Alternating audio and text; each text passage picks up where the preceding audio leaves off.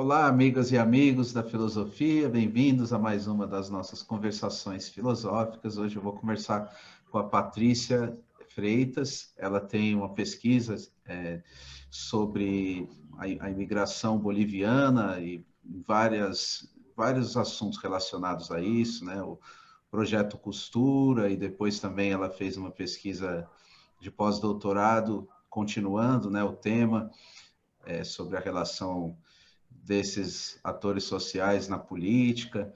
O doutorado foi na Unicamp, o mestrado também, depois pós-doutorado no SEBRAP.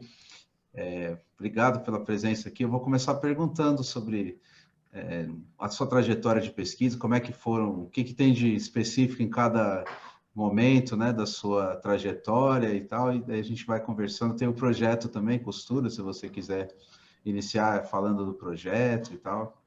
Obrigado, Patrícia, pela presença no canal. Boa tarde. Boa tarde, muito obrigado, Caio, pelo convite. É um prazer estar aqui com você nessa entrevista.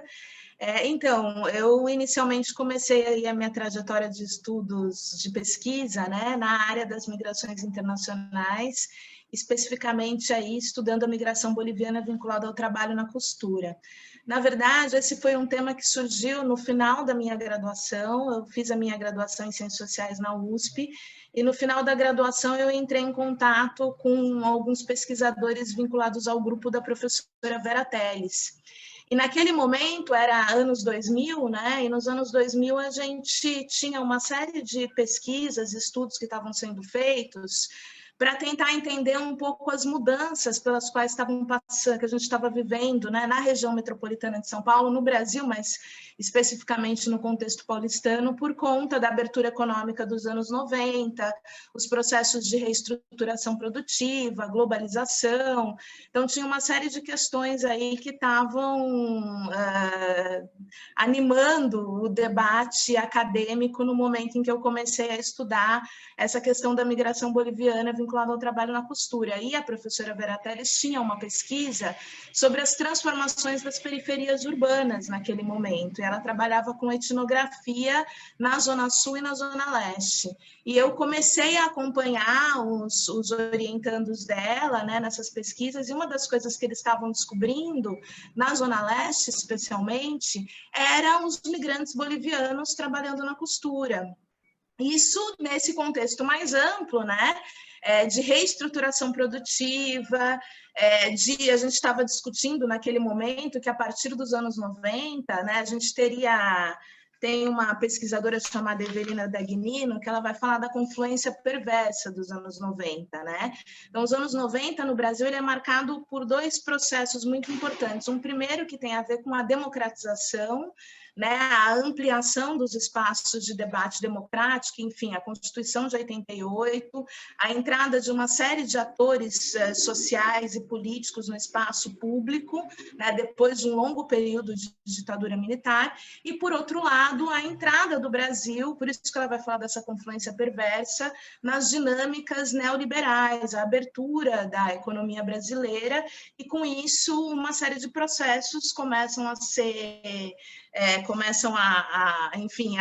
se desenvolver. Entre eles, por exemplo, a gente começa a discutir essa questão do desemprego de longo período, a gente começa a discutir o fechamento, no caso aqui da cidade de São Paulo, da região do ABC, das fábricas, o aumento do setor de serviços, e, no caso especialmente da indústria de confecção, a reestruturação produtiva da indústria de confecção, né? E eles estavam vendo esse processo de fechamento de fábricas, de recomposição aí de todo esse tecido urbano aí do centro até a Zona Leste, né? E eu acompanhei um pouco essas pesquisas e a gente entrei em contato ali inicialmente com essa questão da migração boliviana vinculada ao trabalho na costura. E tinha uma questão que me chamava muita atenção naquele momento, que era essa associação entre os bolivianos e os coreanos, que estavam também na costura naquele período. Então, eu comecei as minhas pesquisas por aí, mas eu acabei indo fazer o mestrado e o doutorado na Unicamp, num grupo de pesquisa de migrações, né, que é o grupo de pesquisa organizado pela professora Rosana Baeringer, né, o Observatório das Migrações no estado de São Paulo, e fui desenvolver as pesquisas, então, sobre a migração boliviana vinculada ao trabalho na costura. Daí, depois eu volto um pouco nisso, mas só para fechar esse...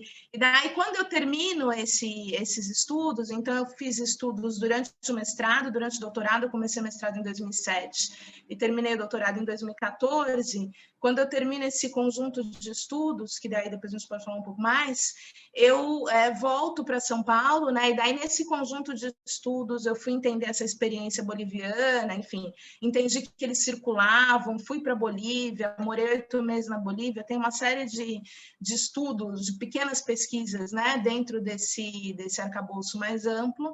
E quando eu voltei em 2014, uma das coisas que me chamou a atenção foi justamente o protagonismo dos migrantes no debate público, né? E daí, quando eu chego aqui, em 2013, a gente estava ali, né, 2012, né, no debate das eleições municipais, e 2013 a entrada do Haddad na Prefeitura de São Paulo, e com isso, desde o início da Prefeitura de São Paulo, ele estabelece uma série de estruturas de apoio para os migrantes, né?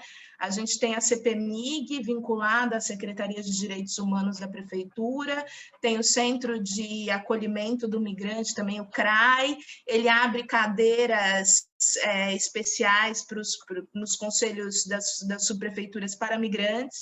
Então, daí eu decidi entender um pouco como é que aconteceu esse processo, essa entrada dos migrantes no debate público, no debate municipal.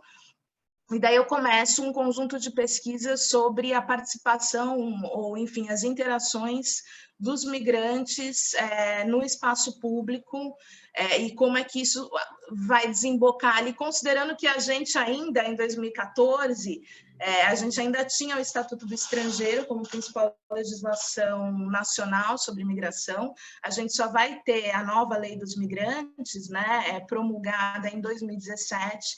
Então, eu queria entender como, com um estatuto e com uma legislação tão antiquada, a gente estava produzindo aí uma série de espaços de interação e os migrantes estavam adquirindo protagonismo.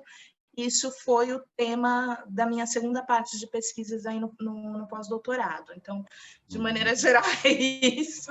Muito legal. Daí eu posso falar um pouco sobre esse primeiro conjunto de pesquisas. Eu chamei de Projeto Costura, né? No final das contas, a tese de doutorado e um filme que eu acabei desenvolvendo na Bolívia.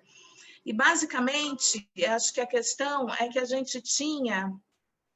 naquele período ali do final de 2005, 2010, a gente tinha um debate. Então, quando a gente pensa na migração boliviana vinculada ao trabalho na costura, a gente tem um amplo e importante debate no Brasil sobre a reestruturação produtiva da indústria de confecção, né? Então, você tinha fábricas fechando, você tem alguns trabalhos que vão mostrar que as costureiras, as trabalhadoras das fábricas de confecção que estavam se fechando, formavam cooperativas e eram subcontratadas. Então, a reestruturação produtiva era basicamente o fechamento de fábricas e a subcontratação de cooperativas de costureiras para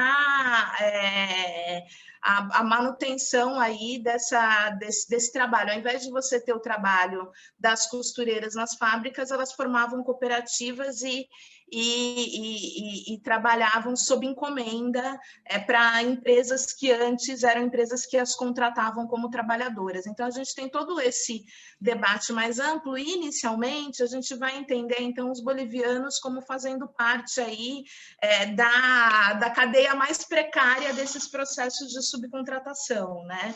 Uma das coisas que ficou claro logo no início do estudo é que os bolivianos eles trabalhavam em oficinas de costura que tinham só imigrantes, né? Não eram as mesmas oficinas de costura, por exemplo, das trabalhadoras brasileiras, que também estavam passando por processos de precarização, né? Que estavam sendo mandadas embora, que estavam tendo que formar cooperativas, mas elas tinham as oficinas delas e os bolivianos, eles trabalhavam em oficinas em que só tinha boliviano. Era boliviano trabalhando com boliviano, a gente tinha um pouco que se tratava, então, de, dentro desse processo mais amplo de precarização do trabalho na indústria de confecção, esses migrantes aí ocupando, digamos assim, a parte mais frágil da cadeia, né? Porque ainda Enfim, uma coisa importante é que eu comecei o estudo em 2005 e eu descobri que os bolivianos trabalhavam na costura desde meados dos anos 80. Né? Então, na verdade, é um processo, atualmente, nós estamos quase 40 anos de imigração boliviana diretamente associada ao trabalho na costura. Embora a gente tivesse uma migração boliviana anterior, né, desde os anos 50, a gente encontra registros no censo do IBGE de imigrantes bolivianos na cidade de São Paulo, né? Inclusive tem um estudo da Yara Ronick Xavier, que é muito importante, que ela vai retomar os dados do censo do IBGE e vai mostrar que os bolivianos eles estão na cidade de São Paulo desde os anos 50, desde os anos 60, 70, 50, 60, 70. Essa migração vinculada à costura, a gente considera que ela começou ali entre meados dos anos 80. Eu descobri isso porque, enfim, eu entrevistei durante o mestrado e o doutorado cerca de 50 migrantes bolivianos, e desse grupo aí uma parte deles tinha vindo no final dos anos 80 para cá. Então é um processo que começa no final dos anos 80 e que inicialmente a gente associava então a esse processo mais amplo de reestruturação da indústria de confecção ali entre o final dos anos 80 e começo dos anos 90. Uma das coisas que eu trago no meu trabalho, que foi motivo de estudo, foi que eu percebi que, na verdade, os bolivianos eles tinham uma vinculação muito forte com o empresariado coreano, que entra também na indústria de confecção, né? E entra na indústria de confecção, na verdade, desde os anos 70. Então, uma parte do meu trabalho foi entender um pouco como é que os coreanos entram na indústria de confecção e como é que eles se associam aos bolivianos. E daí, uma das coisas que eu descobri nessa pesquisa é que, na verdade, a migração coreana para a América Latina, porque os coreanos eles entram na indústria de confecção não só no Brasil, eles entram na indústria de confecção na Argentina e entram na indústria de confecção dos Estados Unidos, Los Angeles, Nova York. Inclusive, tem uma série de estudos sobre o papel dos migrantes sul-coreanos na indústria de confecção de Los Angeles. Então, você tem um empresariado étnico na confecção em vários lugares do continente americano. E a minha pesquisa, então, eu comecei a ir atrás desses coreanos e tentar entender a relação entre os coreanos e os bolivianos. Né? Um pouco foi aí que eu comecei, o meu mestrado é um pouco isso, Então, eu saio um pouco do debate da reestruturação produtiva na cidade de São Paulo e eu começo a encarar esse fenômeno a partir dos processos externos que recaem na cidade de São Paulo. Então, você tem um processo na cidade de São Paulo que é a reestruturação produtiva da indústria de confecção, mas, paralelamente, junto com essa coisa da globalização e com processos que iniciam ali no pós-Segunda Guerra Mundial, a gente tem a migração coreana para o continente americano no pós-Segunda Guerra, tem tudo a ver com a divisão da Coreia, depois eu posso falar um pouco mais sobre isso, e a entrada, então, de um novo ator no contexto paulistano. E é um novo ator que entra, daí eu fui descobrir isso fazendo pesquisa, os coreanos vêm para a América Latina, na verdade, a partir de uma série de acordos bilaterais com os governos latino-americanos, com a Bolívia, com a Argentina e com o Brasil, em meados dos anos 60. Então, você tem os primeiros acordos, isso tem tudo a ver. Então, assim, teve a divisão da Coreia, os Estados Unidos foram muito importantes para o desenvolvimento da Coreia do Sul. Eles vão financiar o General Park, que vai ser o presidente ali da Coreia do Sul. E uma das coisas que acontece com a divisão da Coreia é que muito norte-coreano vai para a Coreia do Sul. E dentro do plano coreano de desenvolvimento da Coreia do Sul, eles vão fazer esse projeto de migração da Coreia do Sul, de emigração. Precisa tirar uma parte dos coreanos da Coreia do Sul para que tenha o desenvolvimento econômico. É curioso, porque quando a gente pensa em desenvolvimento econômico, teorias de desenvolvimento, você pensa em atrair gente. E no caso da Coreia, dentro do plano de desenvolvimento, você tinha essa questão da emigração por meio de acordos bilaterais. E esse general vai fazer acordos bilaterais com o governo brasileiro, com o governo boliviano, com o governo argentino. Ele faz antes da ditadura militar. Quando chega a ditadura em 64, a gente tinha uma xenofobia muito grande em relação aos asiáticos. E a gente corta esse acordo. E depois tem a ditadura na Argentina, eles cortam esse acordo. Então, os coreanos estão vindo para cá e não conseguem entrar no Brasil. E a Bolívia mantém um acordo, porque para a Bolívia você tem toda uma discussão nacional lá, mas a emigração, mesmo que seja a emigração de grupos asiáticos, que eram muito mal vistos, né, no contexto brasileiro naquele período dos anos 60 e 70, mas na Bolívia eles mantêm. Então, muita gente, muitos coreanos que vinham para o Brasil não conseguem chegar no Brasil, vão para a Bolívia e entram no Brasil via Bolívia. Daí tem inclusive a tese de uma sul-coreana chamada Kim Choi, que ela defendeu na história da USP. Ela vai contar essa história dos coreanos entrando no Brasil via Bolívia e com visto de turista boliviano. Então, você tem toda uma... E daí, assim, quando eu fui para a Bolívia, eu descobri, né? Eu morei na Bolívia 8 meses, eu descobri que tem ali uma rua em La Paz, né? Tem a Plaza Eguino em La Paz, que é aquela cena que eu começo a falar, eu vou que você, desculpa, mas eu vou chegar em algum lugar. Mas tem a Plaza Eguino em La Paz, que é uma praça que tem muita sastreria. Sastreria porque na Bolívia ainda é muito comum a roupa costurada, alfaiataria, roupa costurada sob medida, né? Inclusive entre os indígenas e os alfaiates são homens. Então, eu fui para a Bolívia, eu morei na Bolívia em 2012, essa Plaza Eguino, porque todas as festas bolivianas, elas têm roupas que são feitas pelos alfaiates, pelos sastres. Então, tem um lugar ali que é a sastre... E tem muitas festas, né? E daí, enfim, daí a gente tem toda uma discussão sobre a questão da identidade indígena boliviana, mas, enfim, o fato é que é um lugar muito movimentado comercialmente, com muitas alfaiatarias bolivianas.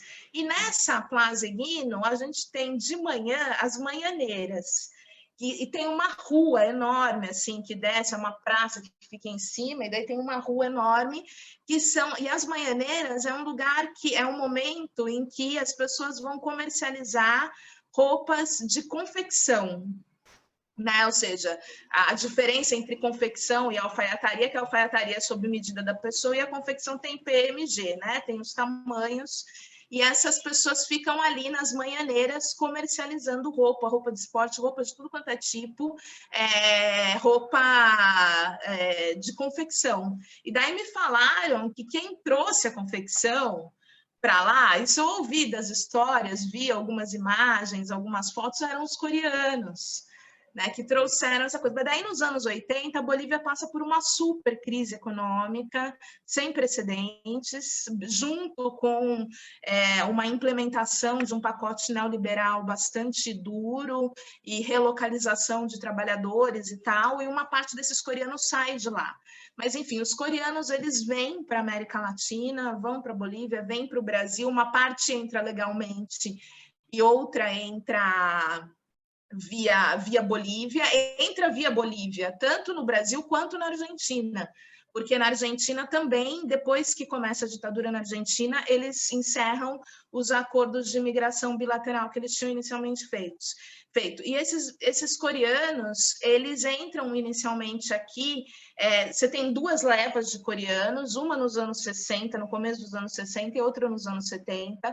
A dos anos 60 são coreanos um pouco mais empobrecidos, mas que vêm e começam a fazer venda de roupa, e começam a fazer as confecções e tal. A gente tem aqui na cidade de São Paulo, tem o Bronislau Conti, que faz um estudo muito interessante sobre a indústria, sobre a formação da indústria de confecção na cidade de São Paulo. Ele vai falar dos coreanos, vai falar dos nordestinos, que tinham aquela produção de carregação, que é a produção da modinha, que é aquela roupa rápida que é vendida, e os coreanos entram nisso, e daí tem uma segunda leva de imigrantes coreanos que chega ainda ilegalmente, mas chega de avião e chega com muito dinheiro para investir na costura, e começam já desde os anos 70 eles não podiam comprar, mas eles começaram a alugar espaços no Bom Retiro, e no Brás. Então, eles têm assim, se você pegar nos jornais da época, e daí eu fiz toda essa pesquisa nos jornais, desde os anos 70, eu tinha um coreano que chegou com uma grana e alugou um super tipo mini shopping, assim, no Bom Retiro. Então, daí tem isso, que os judeus falam, não, os caras chegam aqui, tem até umas reportagens dela, chegam aqui com um monte de dinheiro, para alugar aqui, a gente deixa eles alugarem. Então, os coreanos, eles começam a ocupar na cidade de São Paulo, o lugar dos judeus, e eles trazem uma nova forma, essa segunda leva dos anos 70. Então, você tem uma primeira leva dos anos 60, ainda muito disputando espaço com os nordestinos que faziam essa produção de carregação, e uma segunda leva nos anos 70, que vem com dinheiro para ocupar esses espaços. Isso acontece também no bairro Flores, em Buenos Aires, e eles também ocupam espaços importantíssimos em Los Angeles, em Nova York, reconstituem. Então, assim, no meio de um processo mais amplo de reestruturação da indústria de confecção, não só no Brasil, mas no mundo, você tem esse empresariado que chega com essas novas ideias. Então, por exemplo, os judeus, quando você vai, eu até entrevistei alguns donos de confecção judeus, né? Quem fazia roupa, desenhava, era a mulher do dono da empresa, né? Então tinham roupas assim muito padronizadas, e os coreanos chegam com uma outra visão, assim, sem estoque, sem ter que ter uma fábrica para produzir, e muito vinculados a uma grande pesquisa de moda, Então, por exemplo, eles vão estabelecer no Bom Retiro, eles mudam a produção a cada 15, 20 dias, eles colocam coisa nova. As mulheres dos coreanos, das marcas do Bom Retiro, vão em todos os São Paulo Fashion Week, vão para Paris, vão para Nova York. Você tem um grande investimento em tecnologia de tecido, em tecnologia de um monte de coisa. Então, eles deram um boom, eles mudaram a forma de produção de roupa na cidade. E uma das grandes mudanças é essa, que como muda tudo muito rápido, eles precisam dessas pequenas oficinas de costura, né? Eles não vão contratar, eles contratam pequenas oficinas de costura que eles levam um carregamento. Se aquele negócio vende, eles fazem de novo, se não vende, eles já mudam para outra. Então, a gente vai estabelecendo todo um novo dinamismo e uma nova forma de organização da indústria de confecção na cidade de São Paulo, e os bolivianos entram em tudo isso. Nesse processo. Então, isso foi o meu mestrado. Daí, o meu doutorado, eu queria entender a experiência boliviana. Eu queria entender, afinal, mas como é que é da perspectiva deles? Porque durante a minha pesquisa, uma das coisas que foi ficando clara, eu entrevistava as pessoas, né? Eu ouvia as pessoas, eu fiz muito trabalho de campo. Inicialmente, para eu tentar entrar em contato, eu fazia uns questionáriozinhos, tentava aplicar o questionário, mas assim, eles tinham, em 2007, eles tinham muito medo, né? Um contexto muito diferente do contexto de 2017, 2013, 2014, depois eu vou explicar por quê, o que mudou nesse período, foi o que eu estudei no pós-doutorado, mas eles tinham muito medo e eles se ressentiam muito, porque era muito presente essa ideia do trabalho escravo. Então, era muito comum nos meus diálogos com esses imigrantes essa coisa do tipo, mas eu não sou escravo, né? E eu queria entender essa perspectiva, porque, inclusive, uma das primeiras pessoas que eu fui entrevistar, e que foi muito importante ao longo de todo o meu projeto, de toda a minha pesquisa, assim, uma liderança boliviana muito importante para mim, na minha pesquisa, o Jorge Merlúvia, que foi importante para conseguir a Cantuta, né, que é um espaço de comercialização dos bolivianos, e depois a Rua Coimbra, que agora tem um restaurante na Rua Coimbra. Ele falava, olha, eu posso conversar com você, mas eu não carrego o grilhão no pé. E eu queria entender essa perspectiva deles, né? Como é que eles... como que é essa experiência para eles, né? Então eu fiz essa grande reconstituição dos coreanos, da indústria de confecção, e daí eu coloquei esses migrantes num outro cenário, né? Ou seja, não é que os bolivianos, porque daí os coreanos entravam, você tem toda uma relação entre coreanos e bolivianos que tem a ver com essa migração, que tem a ver com o fim da Segunda Guerra Mundial, que tem a ver com esse empresariado. Então, eu tiro um pouco os bolivianos desse lugar de serem parte de uma... Não que não sejam parte, né? Mas de entendê-los como parte desse processo de reestruturação produtiva da cidade de São Paulo, e vou entendê-los como parte de um processo mais amplo que tem a ver com as transformações na própria Bolívia, ou seja, se não tivesse a crise dos anos 80, talvez a gente não tivesse, porque a crise dos anos 80 na Bolívia vai fazer com que justamente as populações indígenas e os mineiros comecem a migrar internacionalmente. A partir da crise boliviana dos anos 80, a gente começa a falar de uma diáspora boliviana. Eles migram não só para São Paulo, eles já migravam para São Paulo, mas migram em muito maior quantidade. Esses estratos da população boliviana que a princípio não migravam, que são os ex-trabalhadores das minas e as populações rurais, e também migram para outros lugares do mundo. Né, vão migrar para os Estados Unidos, vão migrar para a Espanha, vão migrar para Japão. Eles, assim, em 2012, de acordo com o Ministério das Relações Exteriores boliviano, 30% da população boliviana estava fora da Bolívia. E é um processo que inicia nos anos 80, a partir dessa grande crise dos anos 80, e que tem a ver, porque daí nos anos 80 você tem a crise econômica das minas, que eram os mineiros, né? Assim, na Bolívia você tem os trabalhadores rurais, os mineiros, as fábricas são muito incipientes, né? E os trabalhadores mineiros, eles são quase como os nossos trabalhadores da indústria, porque as minas estatais bolivianas, elas, em torno das minas estatais bolivianas, você tem a formação de sindicatos muito importantes, bolivianos, e isso tudo é desestruturado nos anos 80, porque você vai ter vai ser implementado um pacote de reestruturação. Uma das coisas que eles fazem é fechar as minas estatais e aplicar esse plano de reestruturação, dar uma grana para o cara e o cara vai morar em outro lugar, porque quando você fecha a mina estatal, você acaba com a economia daquele lugar. Então, você tem, a partir dos anos 80, uma migração muito grande para os principais centros urbanos bolivianos e para o mundo inteiro. Então, você tem um contexto na Bolívia e uma parte dessas pessoas, desses ex-mineiros, daí você tem o El Niño, você tem uma crise muito grande no setor agrícola da Bolívia. Então, uma parte desses ex-mineiros e desses campesinos são os que vêm trabalhar na costura no Brasil, em Buenos Aires, nos anos 80. Então, eu vou olhar... Então, durante o mestrado, eu olhei para isso e olhei para a Coreia, ou seja, olhei para fenômenos que estavam fora do Brasil e como é que eles chegaram no Brasil, né? Eu mudei um pouco o foco, não que a reestruturação produtiva não fosse importante, mas eu trouxe esses outros elementos. E daí, no doutorado, a minha questão era entender qual que é a experiência desses migrantes, né? E uma das coisas que eu fui entendendo é que eles circulavam muito entre São Paulo e Bolívia.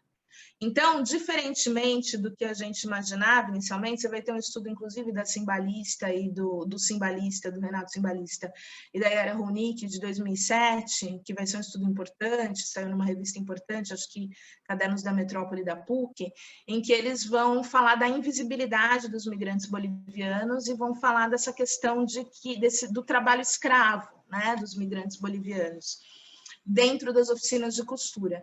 Então, a gente imaginava inicialmente que eles vinham da Bolívia para cá e ficavam numa oficina de costura trabalhando lá, trabalho escravo, e acabou aí.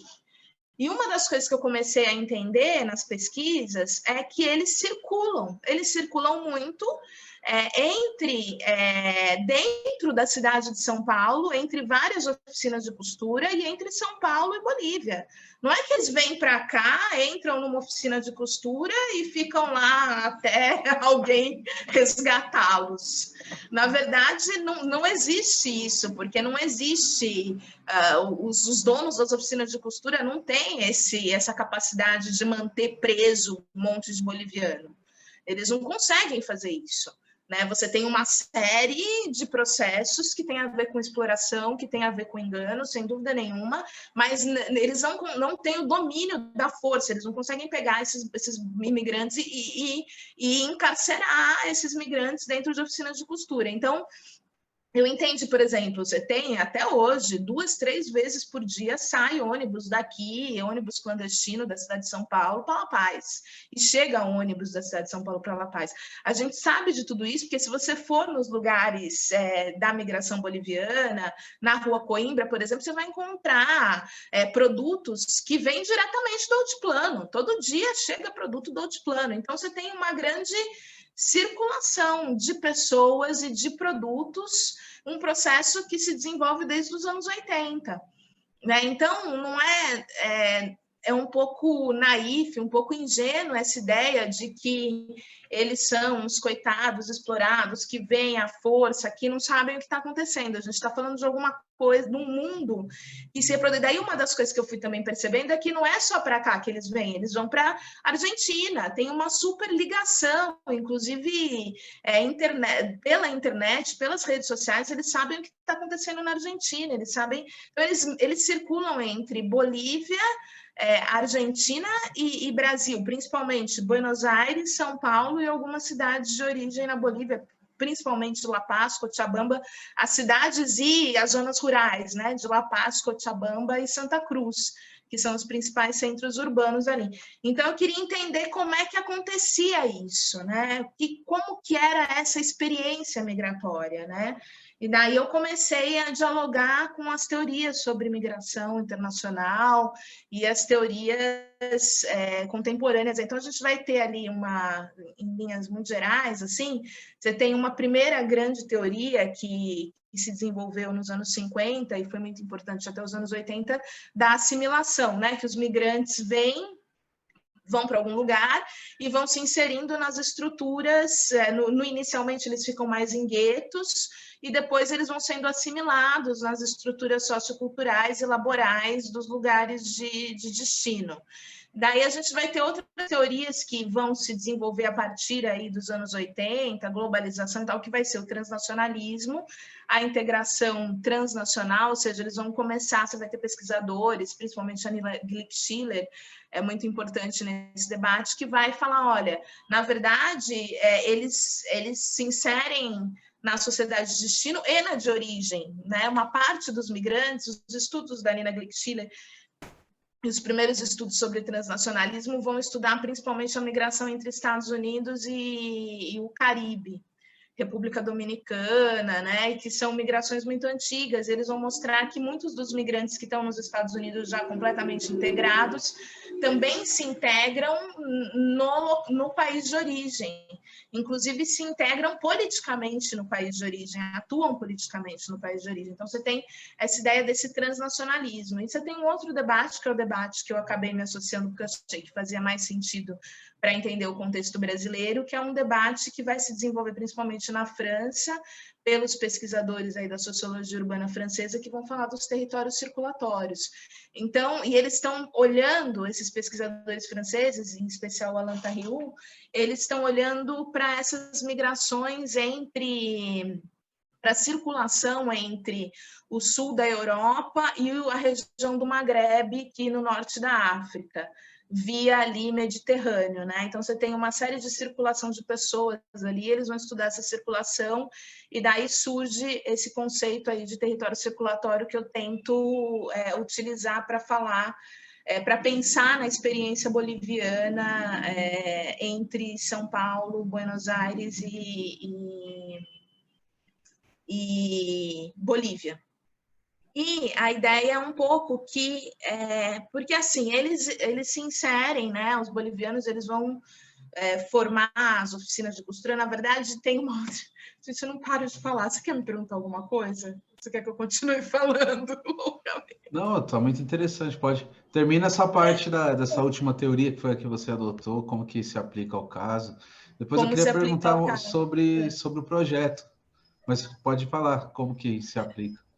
Tá, então, porque é o seguinte, porque tem uma outra questão que eu esqueci de falar, que eu descobri ao longo da pesquisa, que inicialmente os coreanos, quando a gente vai ver no caso de São Paulo, no caso de Buenos Aires até hoje é assim, mas em São Paulo a gente verifica isso inclusive nos jornais, se você for fazer uma pesquisa nos jornais desde o final dos anos 80, inicialmente os coreanos eram donos de oficinas de costura, e os coreanos contratavam bolivianos para trabalhar na costura, em São Paulo, em Buenos Aires. Quando você tem o final dos anos 80, começo dos anos 90, você tem uma grande anistia.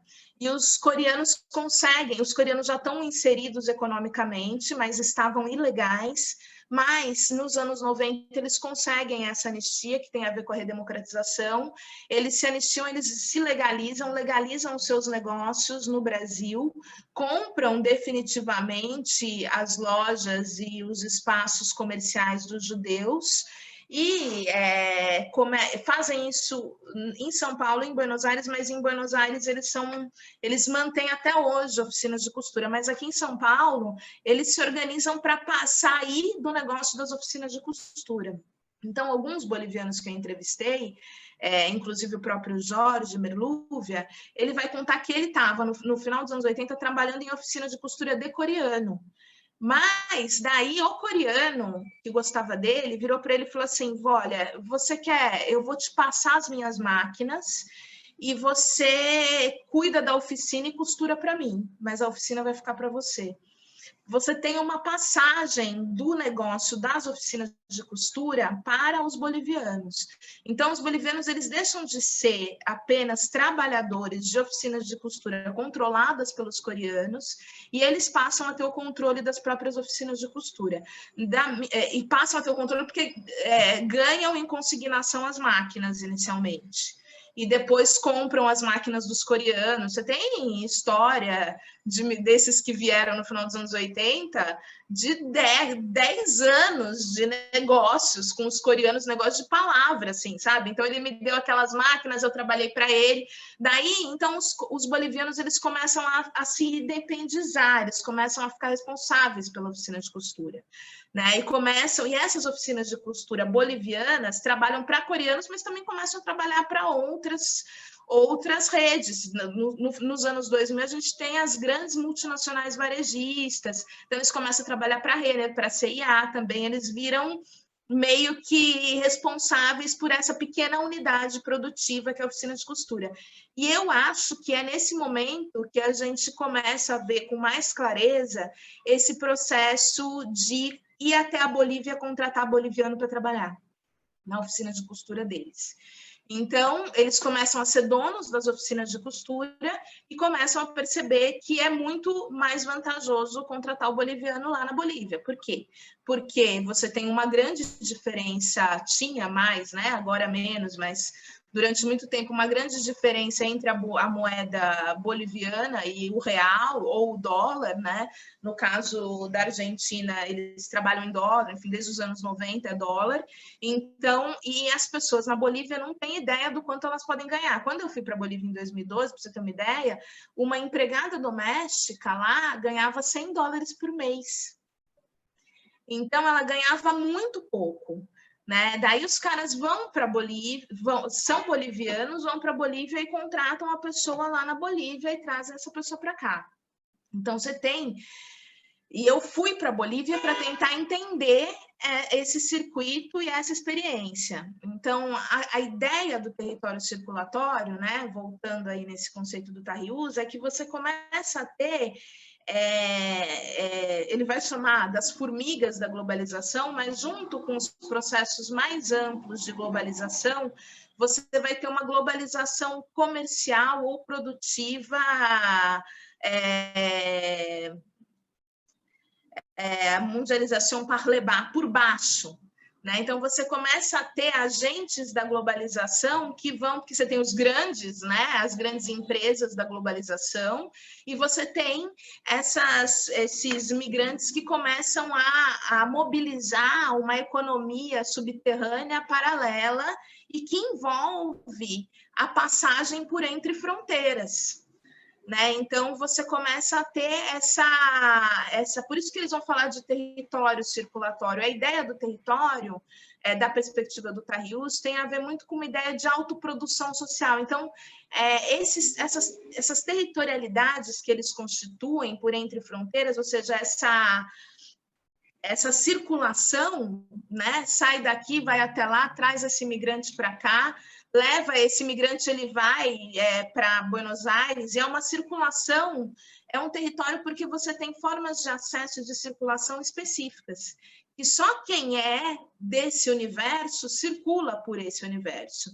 Então, um exemplo muito interessante, por exemplo, nos anos 90, eles já estavam aqui desde os anos 80, nos anos 90 tem uma super crise na confecção aqui na cidade de São Paulo.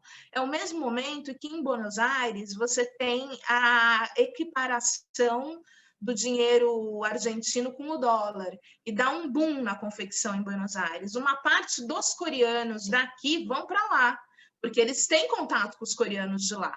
E eles convidam os bolivianos. E daí, por exemplo, o Jorge, ele estava na costura aqui, ele tinha a oficina de costura dele aqui, com as máquinas que ele tinha emprestado de um coreano, mas ele começou a perder as máquinas e começou a perder dinheiro porque não tinha trabalho aqui. Ele deixou a mulher dele aqui e foi trabalhar na costura em Buenos Aires. Nesse período dos anos 90, uma costureira brasileira não tinha essa opção. Não era assim, porque quando você conversa com ele, ele fala assim, nossa, mas como que você saiu daqui e foi trabalhar em Buenos Aires nos 90, deixou tua mulher aqui, né? Ele falou, não, eu tinha conhecimento, cheguei lá e ainda a gente lá era considerado melhor. Os bolivianos que tinham passado pelo Brasil eram considerados mais bem preparados do que os bolivianos que tinham saído diretamente da Bolívia indo para a Argentina. Então, ele ganhou um dinheiro lá, mandava o dinheiro para a mulher dele aqui no Brasil, e depois ele voltou aqui com dinheiro guardado e comprou, inclusive, um apartamento. Fez um financiamento. Então, assim, você tem uma circulação. Agora, a brasileira que estava lá na oficina de costura dela, na casa dela, nunca ia ter essa circulação. Então, você tem uma territorialidade paralela, com formas de acesso e de circulação específicas, né? E que só essas pessoas têm como circular por ali.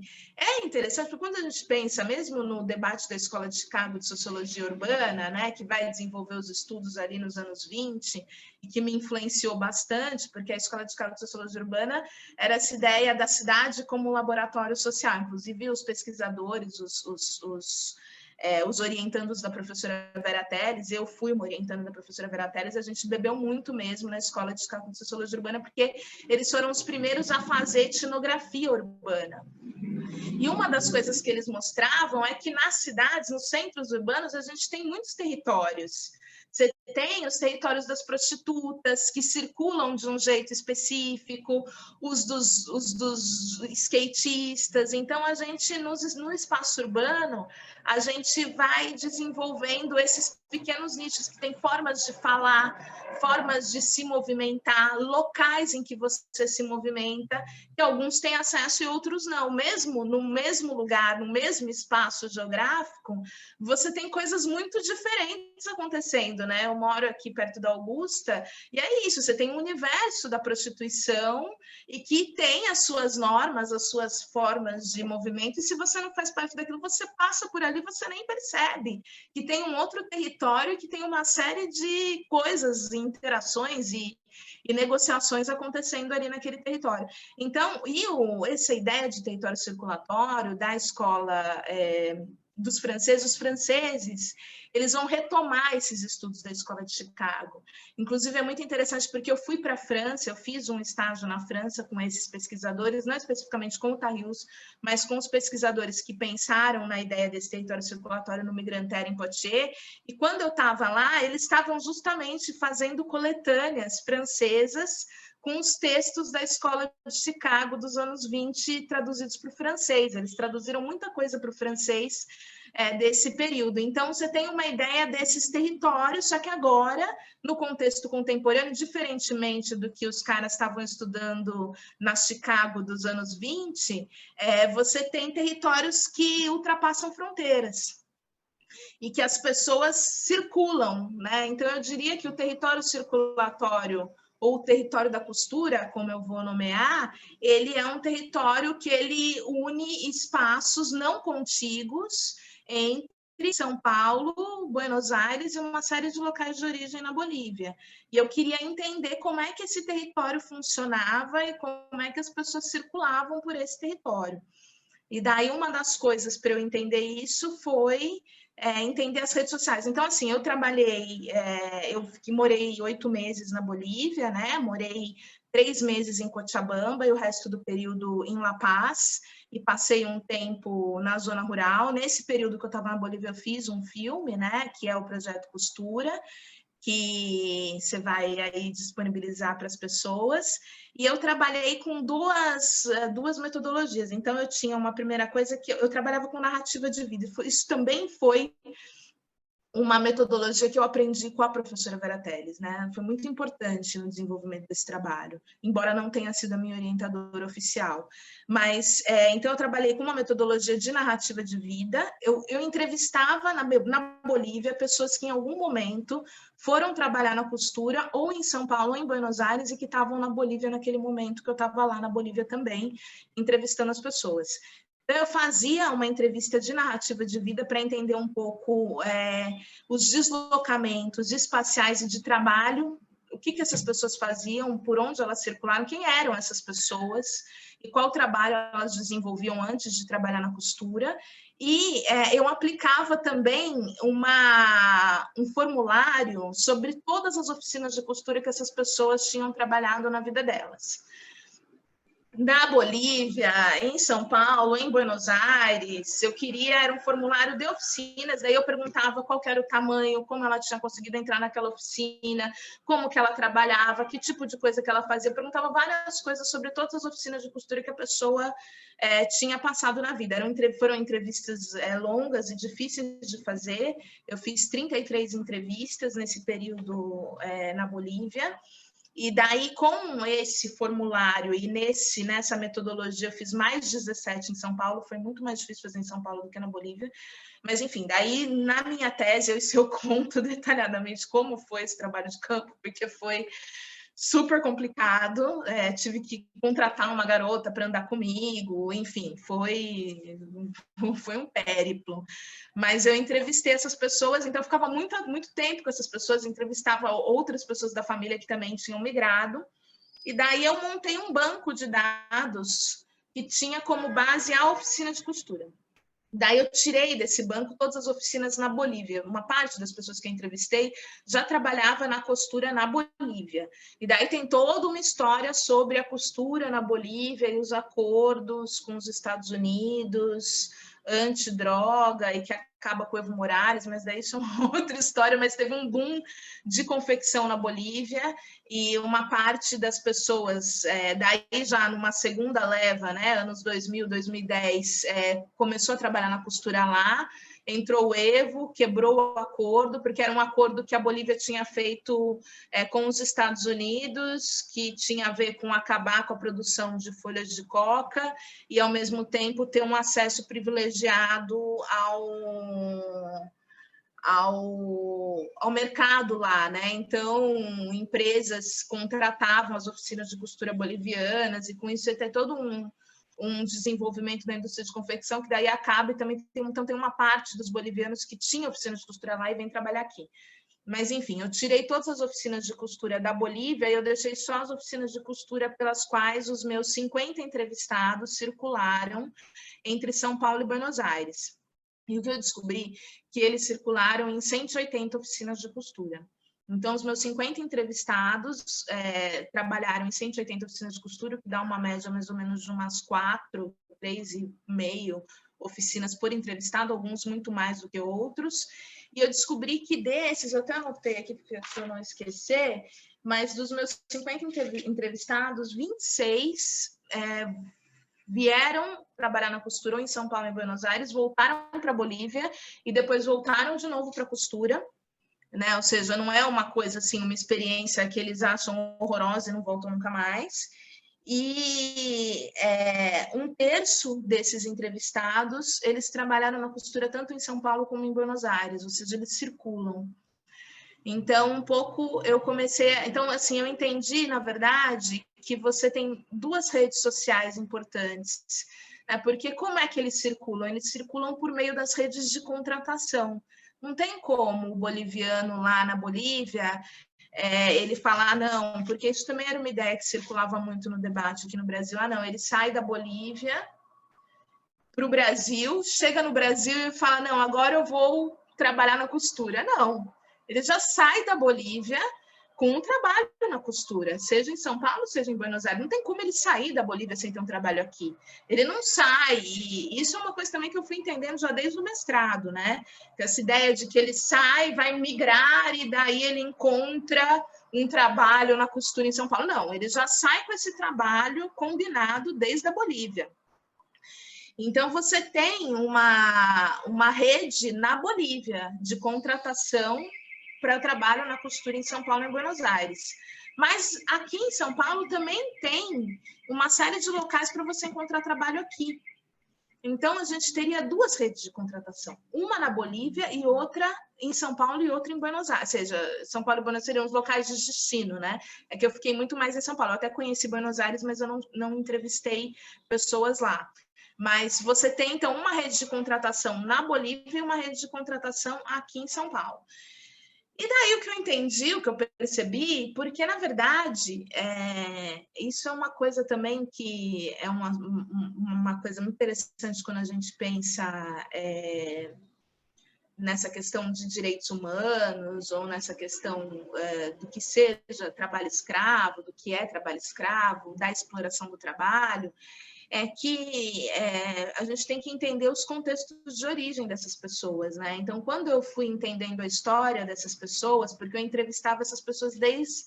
Bom, você nasceu aonde? Eu descobri que uma boa parte das pessoas que vêm trabalhar na costura vem da zona rural na Bolívia e que passou por uma série de migrações internas na Bolívia. E você tem uma dinâmica dessas pessoas no trabalho. Então, é muito comum, eu agora estou retrabalhando com as entrevistas para o meu livro, e eu vou ter uma boa parte em que eu vou falar um pouco de como que é essa experiência deles no trabalho na Bolívia. E é muito comum esses relatos de engano, de superexploração, e que tem você tem, assim, para a pessoa sair da zona rural e ir para a zona urbana, quando ela sai, muitos saem sozinhos. Né? Muitos dos meus entrevistados foram para a cidade, tipo, estavam na zona rural e migraram para a cidade sozinhos ou com algum conhecido na cidade, mas lá na Bolívia, né? Mas quando eles migram assim.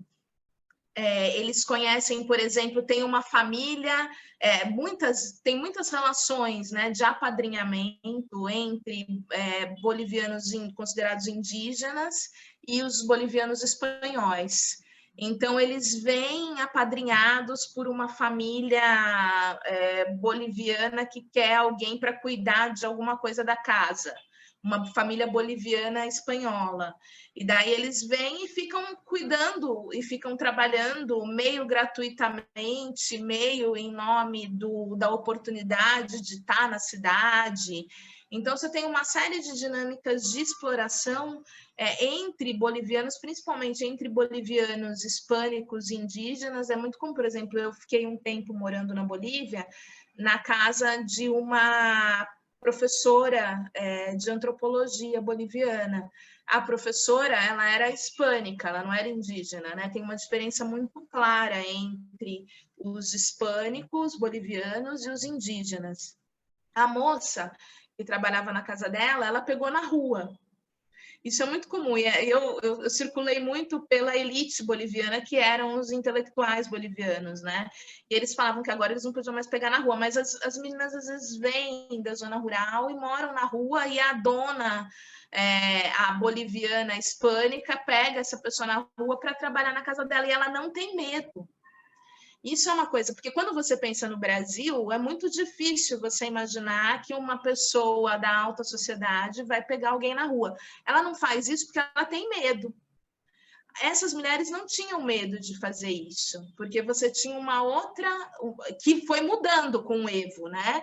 Foi mudando muito, elas começaram a ficar com medo de pegar na rua. Então, elas pegavam essa menina e apadrinhavam essa menina. Então, a menina ia trabalhar lá, ela dava tudo para a menina, e daí a família da menina ficava muito grata por ela ter ajudado. Só que, em troca, essa menina que ela pegou para trabalhar na casa dela virava quase uma trabalhadora escrava. Ela não podia deixar a patroa dela, né? Tanto é que uma coisa que aconteceu e que tem a ver com a minha própria pesquisa é que quando eu cheguei na Bolívia, eu não sabia que eu ia morar na casa dessa senhora. Eu achei que ela ia me arrumar um lugar para eu alugar. Daí eu entendi que eu ia alugar um quarto na casa dela, que era uma casa gigantesca em Cochabamba. Porque ela já tinha arrumado aquilo ali, eu ia pagar, paguei super caro, inclusive, para morar lá nessa casa, que eu dava o dinheiro para ela, e ela tinha essa moça que ela pegou na rua, e essa moça, ela fez a menina estudar, né? Em geral, essas populações indígenas têm toda a questão das vestimentas, né? A poleira, que é aquela saia, e você tem que tirar a poleira, né? Para ir para a universidade, cortar o cabelo. Então, ela fez essa menina se ocidentalizar, essa menina estudou direito. Quando eu cheguei lá, essa menina estava tentando trabalho e tinha levado a irmã dela para trabalhar como empregada na casa dessa senhora, porque ela já tinha se formado como advogada e queria tentar um trabalho como advogada. Só que quando eu cheguei lá, a irmã dessa menina tinha fugido. Tinha fugido porque estava grávida, a gente só foi descobrir no meio do processo, mas a menina sumiu, desapareceu, e essa moça que já tinha feito faculdade estava tendo que continuar como empregada doméstica da mulher, porque ela não podia deixar a madrinha dela. Mas ela vivia isso com muitas contradições. E quando eu cheguei lá, essa mulher, que era uma antropóloga, virou para mim e falou: olha, você nunca vai conseguir fazer entrevista com os indígenas, você com você mesmo. Porque eu achava que eu ia ir lá para a periferia, encontrar as pessoas, fazer igual eu fazia aqui em São Paulo. Falou: não, você não vai conseguir nem circular na periferia, porque não é simples, né? Na Bolívia, você não tem linha de ônibus, que você pega uma linha de ônibus e fala assim, vou descer no terceiro ponto. Não. O trufe, ele circula, você fala assim, para aqui, e desce. Então, não tem ponto, não tem linha, você tem que saber onde você vai descer e enfim, quando você vai para a periferia de Cochabamba ou para a periferia de La Paz, é tudo igual. Né? Eu não conseguia me localizar de jeito nenhum sozinha. Então, você vai ter que contratar alguém, contrata essa menina, que é a empregada dela, para ela andar com você e te ajudar, mas ela tem que continuar trabalhando aqui. E essa menina tinha uma irmã que tinha uma oficina de costura em Buenos Aires. Ela não era super legal, eu, assim, né, cheguei ali no auge da minha ocidentalidade, né, achando que, né, vou ter, então, um informante de pesquisa e tal, vou contar tudo para ela, vamos ser amigas e vamos fazer essa pesquisa juntas, e, na verdade, eu via que ela estava vendo aquilo, assim, com 1000 contradições, ela não gostava de mim, mas ela estava fazendo aquilo porque ia ser uma grana a mais, mas ela tinha muito receio do que eu queria saber sobre a oficina de costura, então foi uma relação muito complexa e foi muito... Enfim, a gente passou meses juntas, eu aprendi muito com ela, mas foi...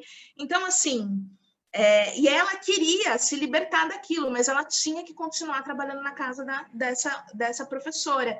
E essa mulher, assim como as outras, embora ela tivesse muito dinheiro, ela não tinha uma máquina de lavar roupa, por exemplo. Porque quem lavava roupa era a moça. Quem lavava na mão.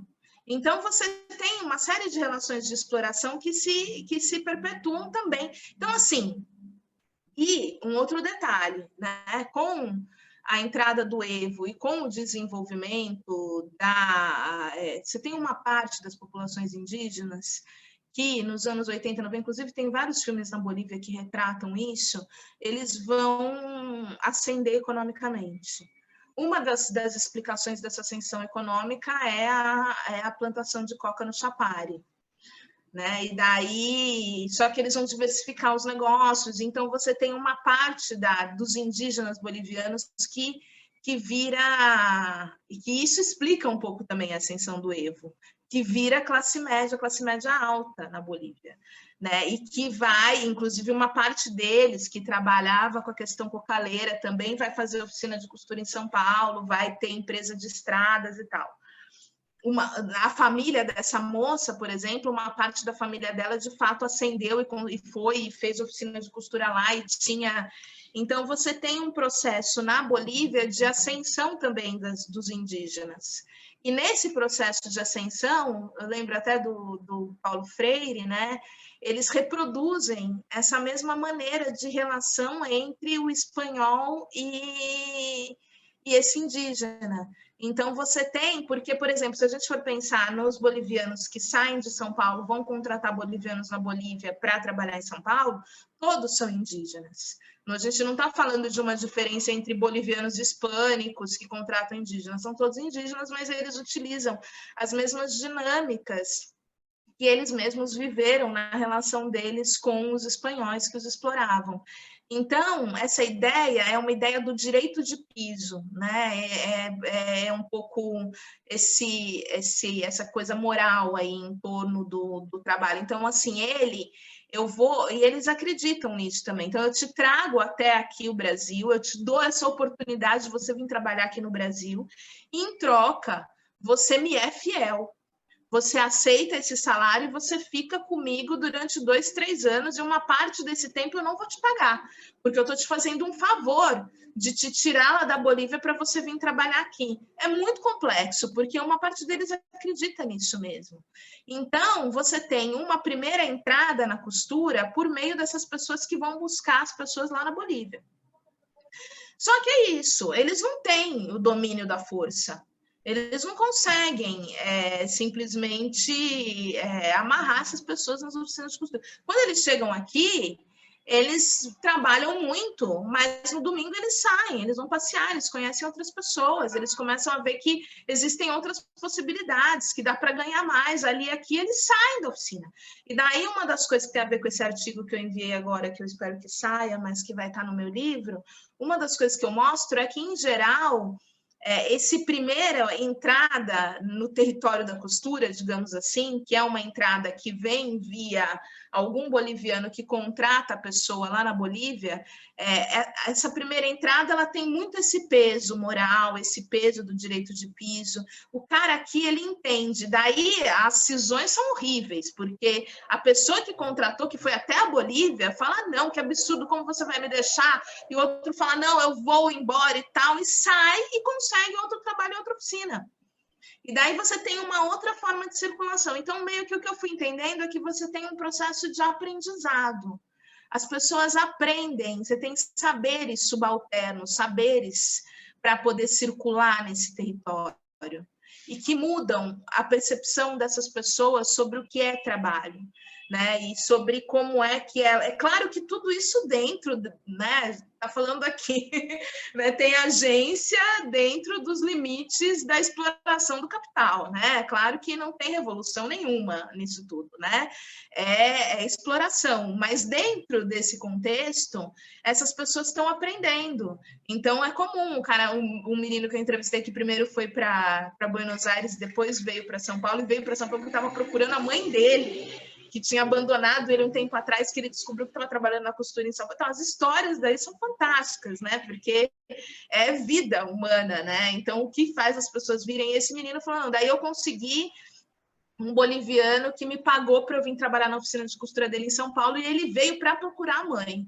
E daí ele falou que daí ele já tinha trabalhado na costura na Argentina, e o cara não queria pagar ele. Ele falou, você não vai me pagar? Então eu vou embora, porque eu já sei trabalhar aqui. Se você não me pagar, eu não fico. Né? Então, você tem toda uma quebra dessa dinâmica do direito de piso, dessa dinâmica, dessa narrativa, desses deveres morais, né? E você está falando de um território que se desenvolve há 40 anos, né? Então, as pessoas já sabem, tanto é que é isso, que os novos... Tem até uma que eu entrevistei, que ela falou que para o cara pagar para ela vir trabalhar aqui, ela teve que deixar com ele o rádio dela, assinar um documento dizendo que ela ia trabalhar na oficina dele por 6 meses. Mas, assim, muitos fazem esse tipo de coisa, mas eles não são completamente filhos da puta, os que trazem as pessoas.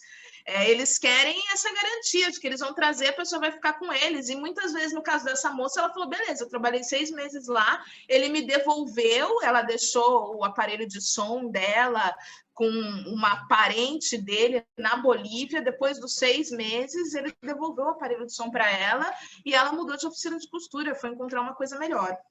Então, são, enfim, né, vários acordos e tal, mas mas você vai desenvolvendo esses saberes. E daí é muito interessante, para fechar essa história desse assunto, porque uma das coisas que eu descobri quando eu fui para a Argentina, quando eu estava na Bolívia, depois eu fui para a Argentina, porque você começa a ter uns coletivos de imigrantes. Tem um coletivo muito interessante, que é o Simbioses, que está na Argentina, e que é muito vinculado ao trabalho da Silvia Rivera Cusicanqui, que é uma pesquisadora boliviana, que acabou entrando aí no debate das oficinas de costura. Essa Silvia Rivera Cusicanqui que vai falar do direito de piso, né, e da importância do direito de piso nas relações, nessa organização moral aí das relações de trabalho entre os migrantes. E eles vão falar dessa cultura tite. Daí eu posso até mandar para você e deixar aí um trabalho que eles fizeram, eles mesmos, que são costureiros bolivianos que moram em Buenos Aires e que têm esse coletivo. Eles entrevistaram a Silvia Rivera e eles entrevistaram outros jovens costureiros que trabalham na costura lá em Buenos Aires. E eles vão justamente falar dessa cultura tite. Eles vão falar, a gente não quer mais, a bolivianidade tem um peso, essa bolivianidade. E a gente, na verdade, não quer mais se associar a essa bolivianidade, porque a gente, na verdade... e daí a gente volta a uma ideia de cosmopolitismo que estava muito presente, inclusive, nos primeiros trabalhos da Escola de Chicago de Sociologia Urbana, né? Uma ideia de que eles saem muito bolivianos, né, da Bolívia, ou os parentes deles, né? Você tem gerações de bolivianos, tem boliviano que nasceu no Brasil, né, nasceu na Argentina, mas é filho de boliviano da costura e que vive no mundo boliviano. Eles falam, não, o que nos une é a nossa experiência comum como trabalhadores, né? Então, às vezes, a gente é mais próximo do nosso amigo peruano, do nosso amigo paraguaio. Na Argentina, você tem uma grande, né? Você tem, enfim, a Argentina é o país da América do Sul com mais migrantes em termos de população relativa. A gente está falando de 15%, no Brasil a gente está falando de 1% da população de imigrante. Tem muito mais imigrantes latino-americanos lá, mas a gente se identifica mais com os outros que estão na mesma situação que a gente, de trabalho e de circulação, do que com essa ideia de bolivianidade étnica, né? Você tem uma nova tessitura de saberes e de formas de circulação subalternas em torno das oficinas de costura e dos outros negócios, né? Os bolivianos, eles estão aí de inúmeras maneiras, né? Entrando numa série de outras, ainda mais aqui, tanto no Brasil como na Argentina, a segunda geração, embora muitas vezes comece trabalhando na costura, ela acaba trabalhando também em outras, eles estudam e viram brasileiros e conseguem outros trabalhos, mas você começa a ter essa ideia que tem a ver com o Tarrius, né? Ele vai falar que nesses territórios circulatórios você tem um novo cosmopolitismo, os novos cosmopolitismos, saberes diferentes, porque quando a gente pensava em migração, voltando lá para o Sayad, a gente tinha uma ideia de que o migrante, durante muito tempo, ele não era nem daqui nem de lá. E daí, depois, conforme ele ia se integrando, ele virava mais daqui do que de lá. E nos territórios circulatórios, em que esses migrantes estão indo e vindo e estão circulando por espaços transnacionais, eles, na verdade, desenvolvem a capacidade de ser daqui e de lá ao mesmo tempo. A origem continua importante, ser boliviano é importante, mas eles também desenvolvem formas de circular pela cidade, de estabelecer novas dinâmicas aí de negociação e de conquista de espaços que tem a ver com esse circular e com o aprendizado que eles vão desenvolvendo nessa circulação. Acho que é isso que explica por que, apesar de todo de toda a exploração e de todas as organizações e estruturas institucionais, Ministério Público, Polícia Federal, todo mundo tentando acabar com essas oficinas de costura, eles não acabam com elas. Elas permanecem, né? Você não consegue dissipar, você muda a dinâmica de trabalho, as pessoas vão mudando, mas você não consegue acabar com isso, você não consegue eliminar esse fenômeno que já começa, que faz parte da nossa da cidade. Então, aí acaba a pesquisa de doutorado, e daí começa o pós-doutorado, que eu já estou aqui, que tem a ver com eles na cidade, aí, as organizações de imigrantes e tal. Uhum. Muito bom, enfim. Patrícia, muito legal. Suas várias pesquisas, né? Não é uma só, são várias coisas, né? Bom, se você quiser, para encerrar, falar sobre como que o pessoal que está assistindo pode ter acesso aí aos resultados, né? Eu sei que tem coisa no YouTube, textos também, onde é que você reuniu e tudo mais. Então, agora eu estou trabalhando num livro que eu vou reunir essas pesquisas todas, mas eu publiquei muita coisa. Então, tem... sobre a pesquisa, que a gente acabou não falando muito, mas sobre a pesquisa na cidade de São Paulo, sobre a entrada dos migrantes em geral, não só bolivianos, mas a entrada dos migrantes aí nas estruturas institucionais da cidade, um pouco a política, a atuação das organizações em prol dos migrantes na cidade de São Paulo. Tem um texto meu que está bem legal nesse livro aqui, que é um livro que saiu em 2020, que chama, que dá para ter acesso gratuito online, e daí tem um texto meu ali que vai falar um pouco da política dos migrantes, que a gente não falou muito aqui, que é Movimentos Sociais e Institucionalização, Políticas Sociais, Raça e Gênero no Brasil pós-transição. Posso deixar para você o link para você compartilhar, que é organizado pelo Adrian Lavalha, o Zenéia, a Carlos, a Mônica Dalbor e o Zé Suaco, que é um livro desse grupo do Núcleo de Democracia e Ação Coletiva, do qual eu faço parte no SEBRAP. Então, aqui tem a pesquisa mais da dimensão política da atuação dos migrantes, que a gente não falou muito. O filme é o filme que eu fiz na Bolívia, que chama Projeto Costura. E daí, assim, eu tenho um artigo que é bastante citado. Se as pessoas entrarem no Google Scholar, vão estar todos os meus artigos lá. Tem um que é Em Busca de um Paradigma Analítico Alternativo, que eu vou falar dessa perspectiva dos territórios circulatórios e essa transição aí para uma perspectiva mais da experiência migratória e não tanto do trabalho na costura em si, que eu vou mudar um pouco a maneira de olhar, e eu explico isso nesse. Mas eu tenho vários artigos publicados, principalmente na Remu, e publiquei no começo do ano passado, eu acho, no final desse ano, agora não lembro exatamente, acho que foi no começo do ano passado, na Revista Brasileira de Sociologia, também sobre projeto migratório, e eu tenho uns 8, 9 artigos, todos estão organizados lá no Google Scholar, no meu perfil. E eu estou agora fazendo um livro para colocar tudo num livro. E tem esse daqui que está nesse livro aqui, que depois eu posso te passar o link para as pessoas terem acesso aí, do NEDAC, do Núcleo de Democracia e Ação Coletiva. Maravilha, Patrícia. Mais uma vez agradeço, foi ótima a entrevista. Quiser dizer alguma última coisa aí, antes da gente encerrar? Eu queria agradecer, acho que todos esses trabalhos aí que eu pude fazer, eu só pude fazer por conta da disponibilidade das pessoas que me deram entrevistas e que conversaram comigo e que me contaram as suas histórias. Então, não é um trabalho sozinho, né? Eu aprendi muito com a professora Vera Teles, com a professora Rosana Baeninger.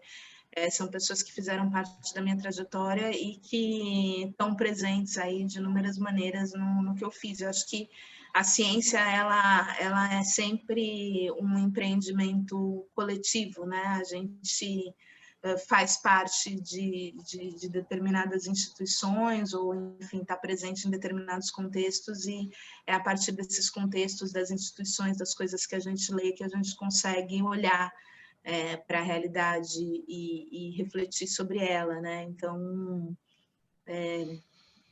enfim, é isso aí. Maravilha. É muito bom esse tipo de trabalho, né? E é legal que tenha disponível aí para o pessoal poder ler os resultados, também o vídeo do YouTube. Eu coloco aqui na descrição. O vídeo ele é legal porque ele mostra um pouco do meu trabalho lá na Bolívia e um pouco dos meus entrevistados, e que foram muito generosos, inclusive, né, no vídeo. Então, acho que é uma forma das pessoas terem um acesso aí a um pouco, sentir um pouco, né, da pesquisa, porque às vezes o trabalho escrito ele não traz não traz, né, essa perspectiva dos migrantes, e aí nesse vídeo são eles falando, eu na Bolívia entrevistando essas pessoas e contando um pouco da história delas ali ao vivo. Então, acho que pode ser interessante para as pessoas se aproximarem disso. Muito bom. Obrigado mais uma vez. Também agradeço quem vai assistir esse vídeo aí depois. Sempre peço para deixarem comentários aí que vocês acharam, sugestões, enfim, para continuarmos a conversa, e fiquem ligados nas próximas conversações filosóficas.